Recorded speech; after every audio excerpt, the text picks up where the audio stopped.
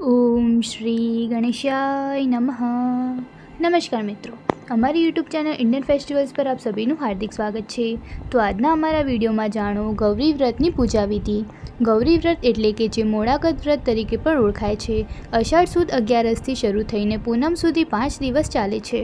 કન્યાઓ મનગમતો પતિ મેળવવા અને અખંડ સૌભાગ્યની કામના માટે આ વ્રત કરે છે। વ્રત દરમિયાન શિવ પાર્વતીની પૂજા કરવામાં આવે છે।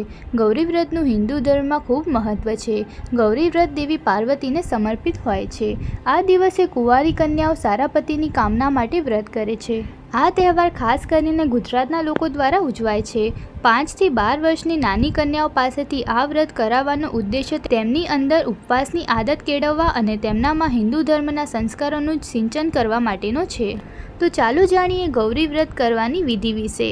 અષાઢ સુદ પાંચમે વાંસની ટોપલીઓમાં છાણિયું ખાતર નાખીને તેમાં ડાંગર, ઘઉં, જવ, તુવેર, જાર, ચોખા અને તલ એમ 7 ધાન વાવી ઉછેરવા। આ વ્રતમાં ટોપલીમાં ઉગાડેલા જવાર અને ગૌરમાનું પૂજન કરવાનું હોય છે। આ વ્રતમાં આ વ્રત કરનાર કન્યાઓ ભેગી થઈ કોઈના ઘરે પણ પૂજા કરી શકે અથવા નજીકના મંદિરે જઈ ત્યાં પૂજારી દ્વારા પણ આ વ્રતની પૂજા કરી શકાય છે। વ્રતના દિવસોમાં સવારે વહેલા ઉઠી સ્નાન કરી સ્વચ્છ વસ્ત્રો પહેરવા। આ દિવસોમાં મન પ્રફુલ્લિત રાખવું, પોતાના માતા પિતા અને વડીલોને પ્રણામ કરવા।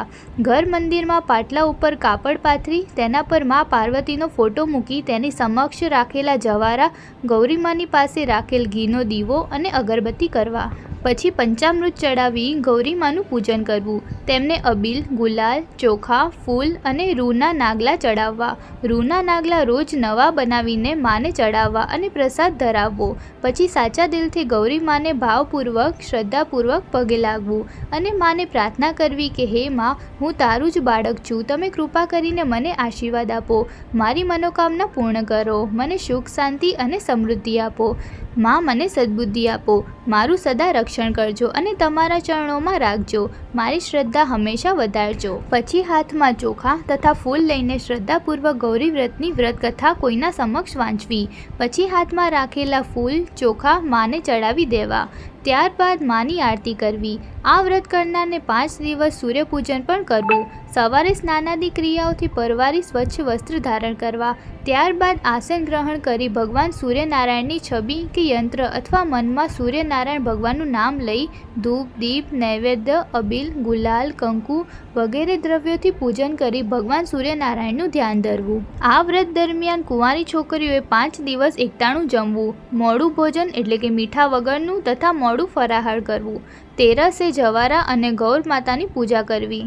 પૂનમે ગાયની પૂજા કરવી અથવા કોઈ નદીના કિનારે અથવા બ્રાહ્મણના ઘરે પૂજન કરવું। 5મા દિવસે પૂજા વડાવવી, તેમાં 7 કન્યાને એટલે કે નાની બાળાને ભોજન કરાવવું, વ્રતનું પુસ્તક ભેટમાં આપવું। છેલ્લે સૂર્યપૂજન, ગૌર પૂજન કરી પૂજારીને યોગ્ય દાન દક્ષિણા આપવી અને તેમના આશીર્વાદ મેળવવા।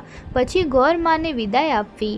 વ્રતના છેલ્લા દિવસે રાત્રે 12 વાગ્યા સુધી જાગરણ કરવું। છેલ્લા દિવસે રાત્રે જાગરણ કરી માની સ્તુતિ, ભજન તથા ગરબા વગેરે ગાવાના। બીજા દિવસે સવારે નદી, તળાવ કે કૂવાના જળમાં જવારાને પધરાવી કુમારિકાઓએ ઉપવાસ છોડવો। આ પછીનો વિડીયોમાં હું આપને ગૌરી વ્રતની કથા વિશે પણ જણાવીશ।